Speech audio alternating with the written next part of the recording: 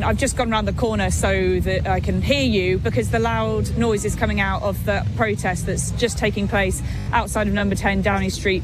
Is pretty deafening, to trying to keep them in a small and tight area, basically in the middle of Whitehall. It's sort of just been pushed a little bit further down from Downing Street, so it's not quite on Keir Starmer's front window, so I'm sure he probably won't be able to see it, but he definitely will be able to hear it. Massive crowds have stormed Downing Street.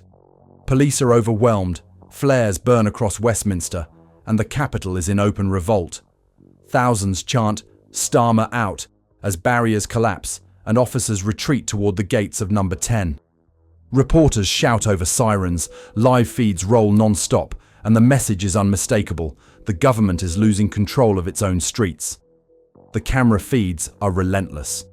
From rooftops, drones stream live footage to millions of phones worldwide. On TikTok, Twitter, and YouTube, the same scene repeats: a sea of people pressing against the gates of power. Within minutes, headlines flash across the globe. Crowds storm Downing Street. Government losing control. London has seen protests before, but not like this. This isn't a march. It's a rupture. Outside number 10, the chants intensify. Protesters wave energy bills instead of flags, shaking them in the air like proof of betrayal. "You can't hear words," one man yells into a BBC microphone. "We're paying for failure." The front line of officers braces again, but the push is too strong. Barricades collapse. The human wall gives way. A roar rises from the crowd, not triumph, but release. Inside newsrooms, anchors cut mid-segment to break coverage. On Sky, the camera zooms in as the first protesters breach the outer cordon. "This is extraordinary," the correspondent says, voice unsteady. "The police have lost control of Whitehall." The feed pans across chaos, banners waving, sirens flashing, people climbing streetlights just to see. For the first time in years, Britain's political capital looks ungoverned. 48 hours earlier, it began with one line. Wednesday afternoon, the House of Commons. Keir Starmer stood at the dispatch box defending a policy called the Emergency Energy Surcharge. It was supposed to stabilise public finances. Instead, it detonated them. His tone was firm, almost clinical. "Tough times require tough measures," he said. The benches behind him murmured approval. The opposition benches sat silent. By nightfall, that 7-word soundbite became a symbol of arrogance. Clipped from parliamentary footage, the video spread across social media faster than any government statement in memory. Overlaid captions read, "Tough times for who?" Within 6 hours, it had 10 million views. The reaction was volcanic. Households already crushed by record bills posted screenshots of their gas statements side by side with Starmer's quote. Pensioners filmed themselves reading the line aloud, shaking their heads. Shop owners wrote it on cardboard and taped it to shuttered doors. "Tough times require tough measures" became the most hated phrase in Britain. Opposition MPs pounced. "This isn't leadership," one said on ITV. "It's economic cruelty in a soundbite." Even Labour loyalists grimaced privately. The next morning's front pages were brutal. The Sun, "Starmer's cold." Truth, The Mirror, "Tough on people, soft on power." But Downing Street doubled down. "The Prime Minister stands by his words," a spokesman said. That line hardened the fury. By Thursday, it wasn't just political activists speaking out. It was everyone. Veterans groups, charity boards, and small business coalitions all announced public demonstrations for Saturday. Energy bills, rent spikes, and food inflation had converged into a single crisis, and this time the anger had no political label. In Manchester, trade unions declared solidarity marches. In Glasgow, shopkeepers planned to close early in protest, not profit. In Bristol, a viral post read, "We can't freeze quietly anymore." The momentum was unstoppable. Downing Street staff tried to frame it as a wave of organised misinformation. But there was nothing organised about it. It was spontaneous rage. By Friday evening, police intelligence briefings warned of significant assembly risk in central London. The Home Office urged calm. Starmer, returning from a policy summit, told reporters, "Protest is part of democracy." He didn't realise democracy was about to surround him. Saturday night, London. The first chants began near Parliament Square just before sunset. Enough is enough. Then, we can't afford this. By 8 p.m, those chants had merged into one. Starmer out. The crowd grew by the minute, pouring from side streets and tube exits until the entire stretch of Whitehall was packed. Police formed a double line in front of the iron gates leading to Downing Street. Loudspeakers blared warnings. The crowd answered with jeers. Smoke flares turned the night crimson. Someone climbed onto a lamppost, waving a utility bill like a flag. Cameras zoomed in. The image went viral before the man climbed down. "Officers are attempting to maintain order," the BBC reporter said, but order had already gone. A bottle flew overhead. The first row of protesters pushed forward. Metal barriers screeched as they bent inward. One officer fell, another lost balance, and suddenly the line broke. The crowd surged through. Within seconds, police retreated to regroup near the gates of number 10. Their radios crackled with calls for backup. Units from Westminster Bridge moved to Downing Street immediately. But reinforcements were too far. The flood couldn't be stopped. Protesters reached the final cordon, waving papers in the air, unpaid bills, eviction notices, letters marked "Final Warning." Each one a story, each one a wound. The sound was overwhelming. Drums, chants, sirens, and the thud of thousands of feet moving as one. Officers locked arms in front of the black door, forming a final line. Inside, aides reportedly sealed the windows and drew curtains. The Prime Minister was somewhere behind those walls, watching on monitors as the people outside demanded answers. Foreign media cut in live. CNN's lower third read, "London descends into protest chaos." France 24, public rage erupts over energy costs. Al Jazeera called it a social breaking point. On Sky News, the host asked the question now circling every newsroom. Has Britain's patience finally snapped? Helicopter footage showed the full scale, a mass of people stretching from Trafalgar Square to the gates of Parliament. Emergency lights flashed blue and red across the smoke. From above, it looked less like a protest and more like a nation reclaiming the street. Inside number 10, the sound wasn't of chanting or sirens. It was silence. The kind that follows shock. Keir Starmer stood in front of a wall of screens, watching live feeds of the chaos outside. The Prime Minister's hands were still, his face unreadable, but everyone in the room could feel it.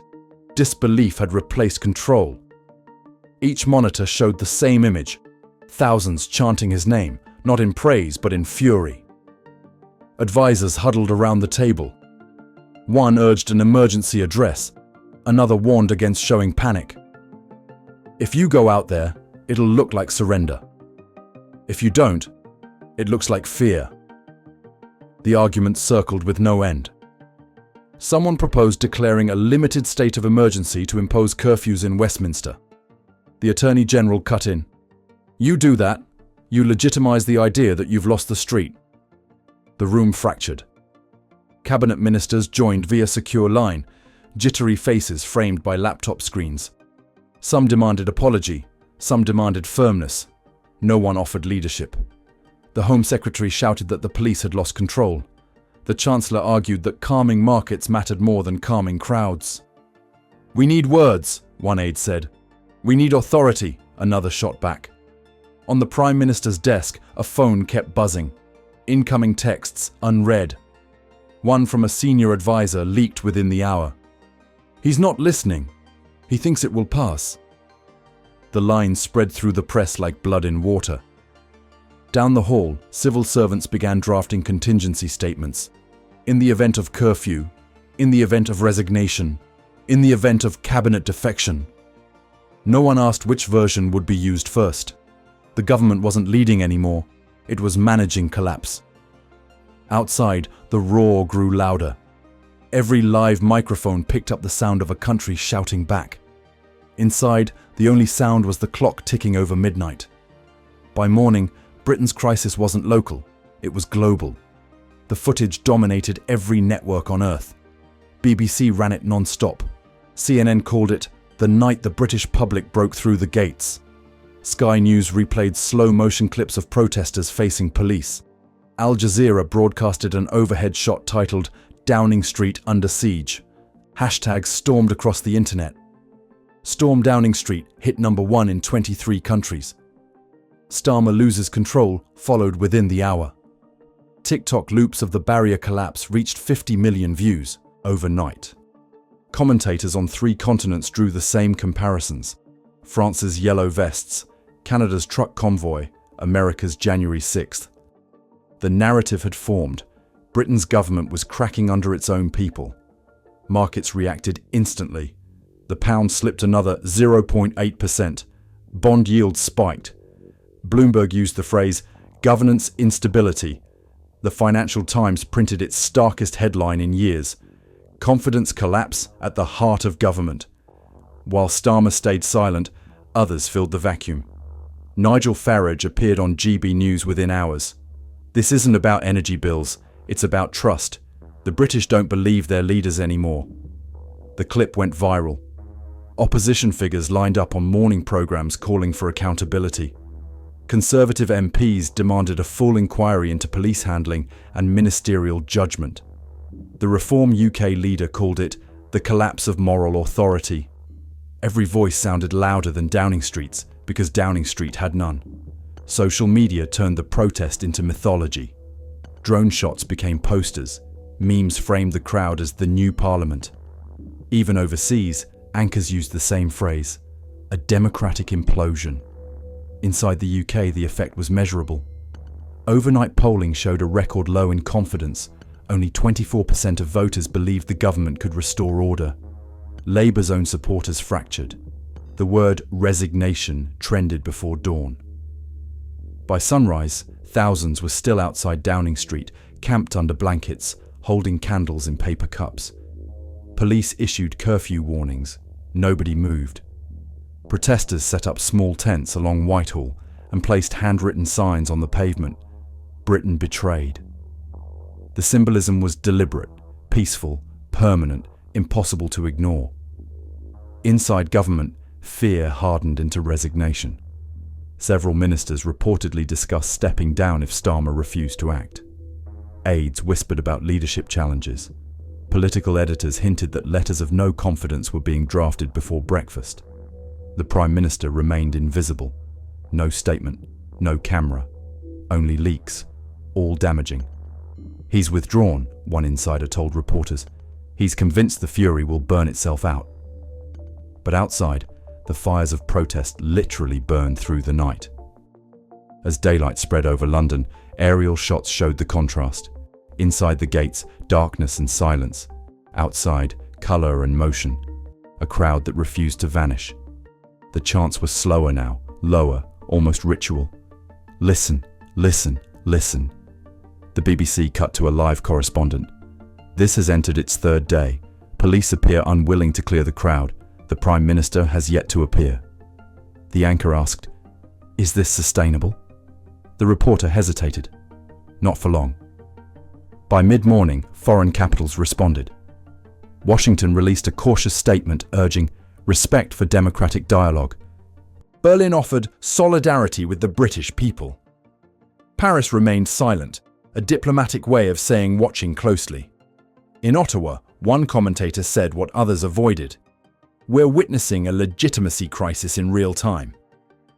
Meanwhile, traders in New York joked grimly that Britain had become the new Italy. The pound continued its slide. Gold prices ticked upward. Every economic signal said the same thing: uncertainty. At noon, cameras caught protesters lighting hundreds of small candles outside the gates. The message taped above them read, "Britain betrayed." Parents brought children to witness it, calling it history. Some left folded notes at the fence. "We just wanted to be heard." Within Downing Street, crisis meetings blended into silence. Ministers sat motionless, watching screens they no longer controlled. Advisors warned that every hour of inaction deepened the fracture. One report circulated with the title Restoring Order Scenario, outlining 3 options: address, curfew, or resignation. None guaranteed stability. Across the country, solidarity rallies ignited: Manchester, Leeds, Cardiff, Belfast. Each carried the same banner: "We are cold, we are done." Helicopter feeds made the nation look like one continuous protest. As the evening fell again, the standoff hardened into something historical. Protesters built makeshift shelters. Police drew new boundaries but didn't enforce them. Media crews stayed live around the clock. The final image that night summed up the crisis: the black door of number 10 behind steel gates, and in front of it, a wall of candles flickering through fog. The question hung over every broadcast, printed under every headline, whispered through every newsroom. Has Britain just witnessed the beginning of the end for Keir Starmer's government?